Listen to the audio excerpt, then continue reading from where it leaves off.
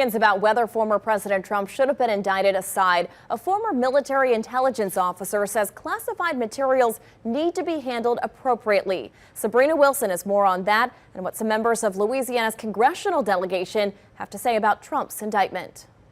An unprecedented sight of former president arriving at federal court to face multiple charges.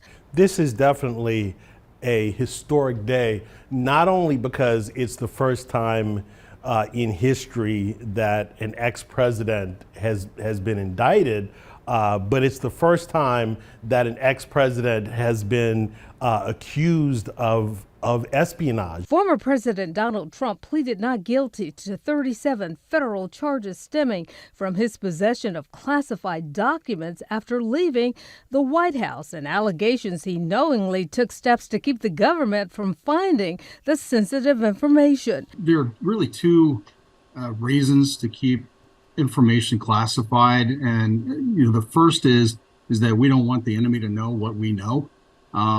And the second thing is kind of underneath that, we want to protect our sources and methods. Retired military intelligence officer and Tulane senior professor Dr. Michael Wallace says having sensitive information seen by the wrong eyes could put lives in danger.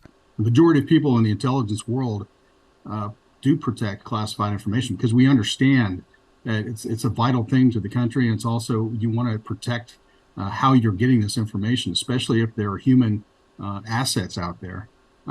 So it's something that needs to really be enforced. We have laws for a reason. Those laws need to be enforced.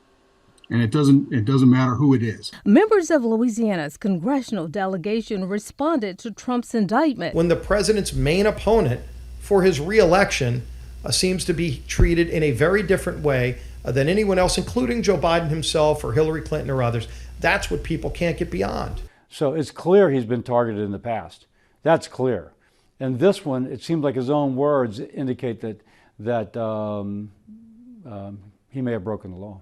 And Representative Troy Carter, the only Democrat representing Louisiana in Congress, said, "We live in a nation of laws, not men. No one is above the law, even the former president of the United States." He went on to say, accordingly, this case should be litigated in court like any other criminal matter. I have confidence that Special Counsel Jack Smith will handle this measure with the utmost integrity. Dillard University political analyst Dr. Robert Collins worked on Capitol Hill in the U.S. Senate. Not every member of Congress even has a security clearance.